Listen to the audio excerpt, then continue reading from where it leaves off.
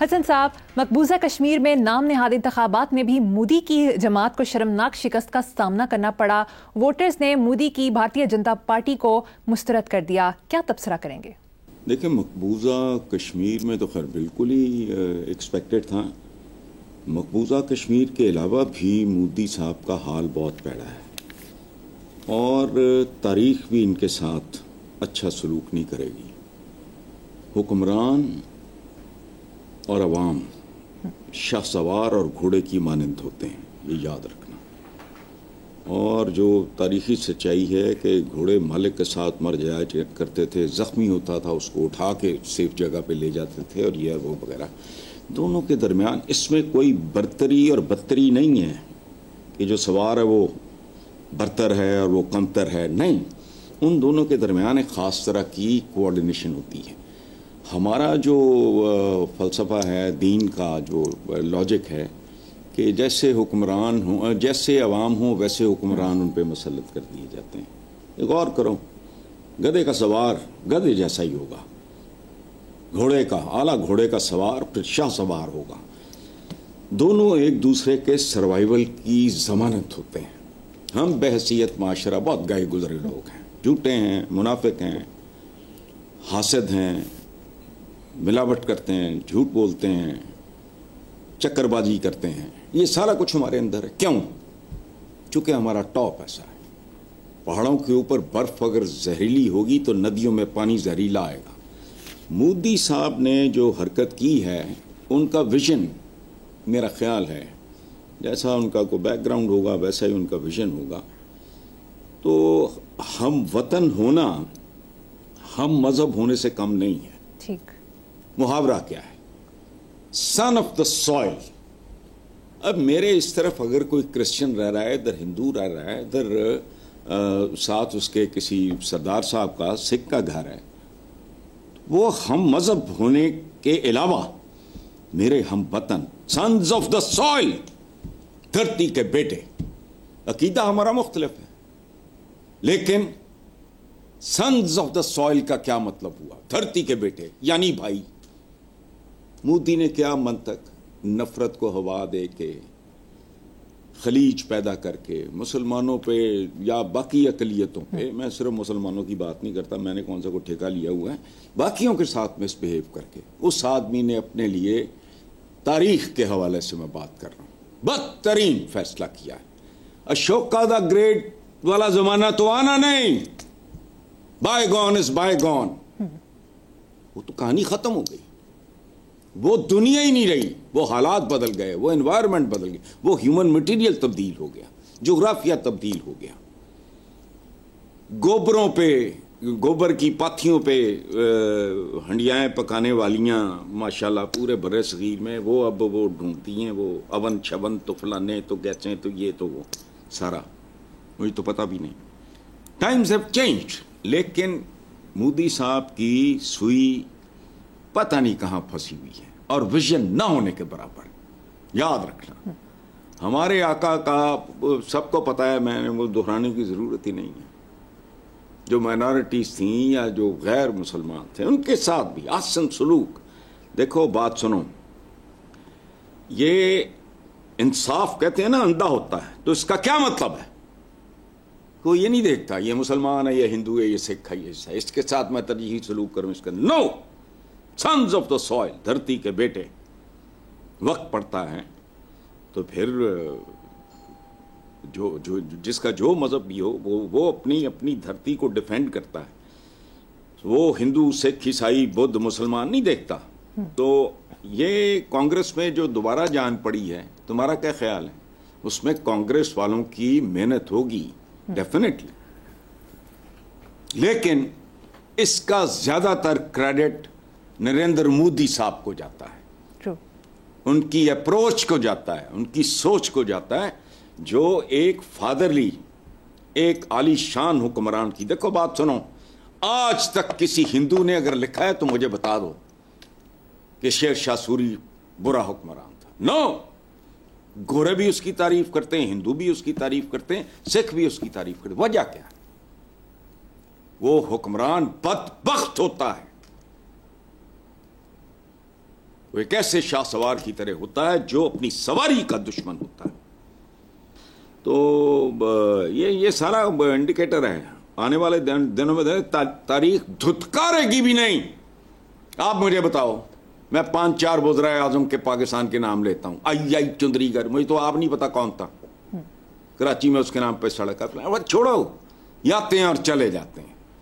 کوئی 5 سال میں مر جائے گا, کوئی 10 سال میں. آج کسی ٹین ایجر کو پوچھو کون ہے ملک امیر محمد خان, ایون ایوب خان کے بارے میں پوچھو. حالانکہ وہ بہت عمدہ اور بہتر ملک کے سربراہوں میں سے ایک بندہ تھا. نہیں ہوتا. بھٹو کو اس کی پھانسی امر کر گئی. اس ضیاء الحق بھی چونکہ بیچارہ ذہنی طور پہ پست آدمی تھا, اس کو سمجھ ہی نہیں آئی. اس نے اپنے 2-4-10 سال کی گلوری کے لیے اس کو ہمیشہ کے لیے زندہ کر دیا. یہ بڑے لیڈروں کا کمال نہیں ہوتا. جارج واشنگٹن کو انہوں نے پھر کہا صدارہ, اس نے کہا چھوڑو یار, مجھے اور کوئی کام نہیں ہے, میں اپنا کھیتی باڑی کروں گا, اپنی والدہ کے ساتھ وقت گزاروں گا, میری جان چھوڑو. یہ قبر کنارے پہنچ جاتے ہیں. تو مودی صاحب جو ہیں بیسیکلی یہ عوام کو اولاد کی طرح ٹریٹ کرنا, یہ سنز آف دا سوئل, میں نے تو نہیں یہ ٹرم بنائی. دھرتی کے بیٹے کیا ہوئے, اس کا مطلب بھائی ہیں آپس میں. آپ کا عقیدہ ایک اور چیز ہے, باقی جس دھرتی کے ساتھ مصیبت سے اذیت سے میں گزر رہا ہوں, چھوڑ کے جانا چاہتا ہوں, جو بندوبست نزدیک ہوتا جا رہا ہے میری تکلیف پڑتی جا رہی ہے. پاکستان تو دور کی بات, مجھے تو کیمپس کی نہر نہیں چھوڑتی, جس کے ساتھ میں ہاسٹلز میں 5 سال میں نے گزارے, وہی تو وہ نہیں جینے دیتی. یہ اس لیے مقبوضہ کشمیر میں ذلیل و خوار ہونا, تم لوگوں کے ساتھ برا کرو گے, تاریخ بھی تم پہ تھوک دے گی. یاد رکھنا, حمورابی کی مثالیں دیتے ہیں, وجہ کیا ہے؟ وہ کو مسلمان تھا, سکھ تھا, وہ عیسائی تھا. وہ ہندو سکھ عیسائی بھی اس کی مثالیں دیتے ہیں. صدام حسین جیسے بدترین ڈکٹیٹر نے, اس کے فیوریٹ ترین بریگیڈ کا نام تھا حمورابی بریگیڈ. کیا تھا وہ؟ سبحان اللہ. چلیں چھوڑیں آپ نے ایک نریندر مودی. بالکل ٹھیک, آگے چلتے ہیں صاحب. آپ اکثر ہمیں قوموں کے عروج و زوال کے بارے میں بتاتے رہتے ہیں. سیاسی پارٹیوں کے عروج و زوال کے پیچھے کیا عوامل کار فرما ہوتے ہیں, ذرا اس بارے میں بھی بتائیں. ہمارے ہاں جمہوریت کا لفظ جتنا ابیوز اور استعمال ہوتا ہے, جس کا کبھی وجود ہی نہیں رہا, ہم ان کو سیاستدان کہتے ہیں. ثبوت سادہ ہے, میں اس کو اوور سمپلیفائی نہیں کر رہا. جہاں میرا ملک کھڑا ہے آج, اس میں میرا تمہارا کیا رول ہے مجھے بتا دیں, یا میرے ویورز کا جو ہمارا پروگرام دیکھتے ہیں ان کا کیا قصور ہے. ان کا صرف ایک ہی قصور ہے, میرا بھی وہی ہے, آپ کا بھی وہی ہے. تو آپ نے سیاسی پارٹی, پاکستان میں سیاسی پارٹی ہے ہی کوئی نہیں, پاکستان میں جمہوریت ہی نہیں, پاکستان میں جمہور کا بیڑا غرق ہو گیا.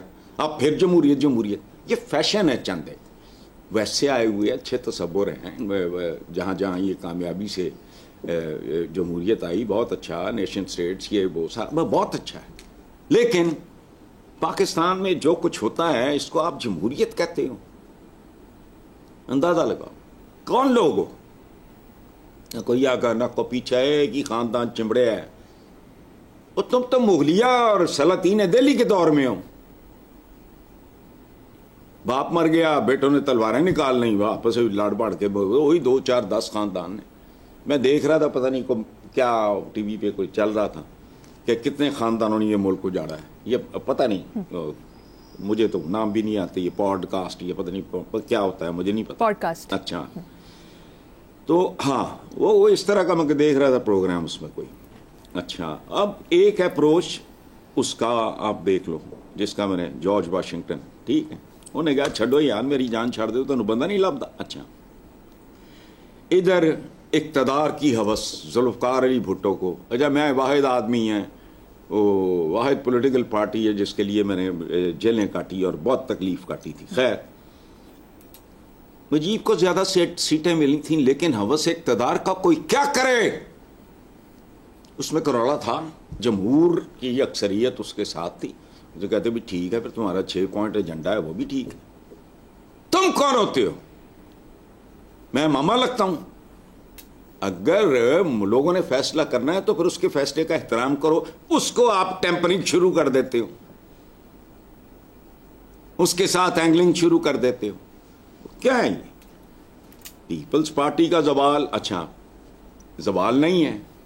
کیوں؟ ضیاء الحق نے ایک درمیانے درجے کے کاروباری خاندان کا ایک بچہ پک کیا اور اس کو بلینک چیک دے دیا, کھلا وانٹ, بے لگام چھوڑ دیا. بلینک چیک, جو مرضی کرو, میرٹ کی پامالی, اقربا پروری, بہت پتہ نہیں کیا کیا کن کن اجاڑوں سے اٹھا کے جاؤ. کبھی ایل ڈی اے کا ریکارڈ, اسی لیے ریکارڈ جلتے رہے ہیں یہاں. تو اچھا وہ ریٹائرمنٹ دی ایج تھے پہنچے, پٹواری تھے, نائب تھے, اس طرح کا کام. کرمنلز. میں خود ماڈل ٹاؤن میں رہتا تھا. جب وہ بسیں بھر کے آ گئے, پتہ نہیں سیالہ یا کدھر ٹریننگ کے لیے گئے, انہوں نے کہا جی سانو تو پوسٹنگز دے, ساڈے کو نہیں ٹریننگ دی کر دی. یہ جعلی تھا کام, ختم ہو گیا. پیپلز پارٹی کا کام اصلی تھا, وہ اپنے صوبے میں آج بھی تگڑے ہیں, یہاں ختم ہو گئے. یہ چونکہ جو جن جنریشنز کو انہوں نے رجایا تھا, انہوں نے پاپولیرٹی نہیں تھی جو خریدی, وہ انہوں نے وفاداریاں خریدی لوگوں, ان کو ہیویلی اوبلائج کر کے. بھٹو کو بھی اس بات کی سزا ملی. پتہ نہیں 6 7ویں نمبر تھا ضیاء الحق, سوار خان نے منع بھی کیا تھا, لیکن اس نے کہا ابھی مسکین جہا ہے, برادری بھی یہی ماڑی جئی ہے, مذہبی جہا بندہ ہے, چوک کے ملتا ہے. وہ گھٹوں تک تو پہنچ جاتا تھا. وہ ایک دفعہ اچانک بھٹو داخل ہوا, ہاتھ میں سگریٹ تھا, جیب میں ڈال کے جیب میں ہی بجھا دیا. تو یہ اس طرح. اچھا یہ اب یہ بیسیکلی میں جینولی دیکھو, عمران خان زیادہ جوان تھا, اس کا ورلڈ کپ نیا تھا, اس کا شوکت خانم نیا تھا, کسی نے گھاس نہیں ڈالی. بتاؤ مجھے کدھر گیا وہ گلیمر اور کلٹ؟ پیپلز پارٹی تو پہلے رول چکی تھی, یہ بھی رول گئے. جن نسلوں پہ احسان کیے تھے ان کے بچے جوان ہو گئے, خوشحال ہوئے, بہتر سکولنگ ہوئی, کوئی عقل آئی, انہوں نے کہا اے کتوں آ گئے, چمبڑ گئے سان, ختم.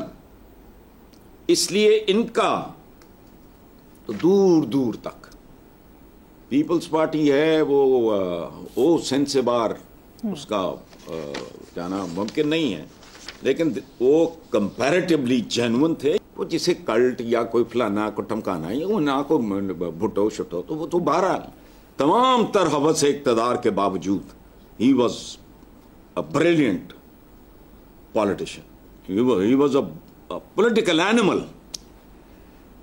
تو اس لیے پولیٹیکل پارٹیز کا مطلب, ہمارے یہاں تو پولیٹیکل پارٹیز ہیں, میں تو نہیں مانتا.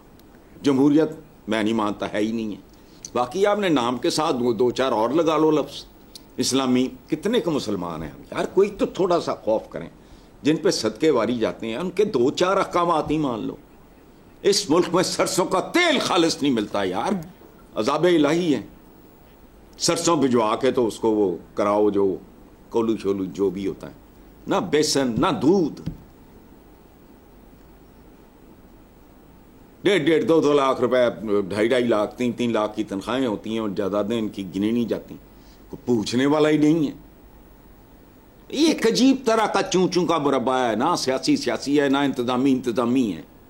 ہر بندہ ہر کام ہی کر رہا ہے. چلو حسن صاحب, آپ نے پیپلز پارٹی اور نون لیگ کے زوال کی بات کی, تو پی ٹی آئی کے زوال کے بارے میں آپ کا کیا خیال ہے؟ دیکھو بات سنو, جب تک یہ زیر عتاب ہے اس کو کوئی زوال نہیں. زندگی موت تو اللہ بہتر جانتا ہے, اس کو کوئی زوال نہیں. یہ یاد رکھنا. یہ اقتدار میں آ جائیں ان لیس دین 2 years, حشر دیکھ لینا. اس کی وجہ ہے کہ اس ملک کے بہت سے معاملات ایسی جگہ پہ, میں تفصیل میں نہیں جا رہا, اخلاقیات سے لے کے آپ کی اقتصادیات تک کچھ بھی ٹھکانے پہ نہیں ہے. کوئی آئے گا تو کیا کر لے گا, اور یہ آزمائے ہوئے ہیں.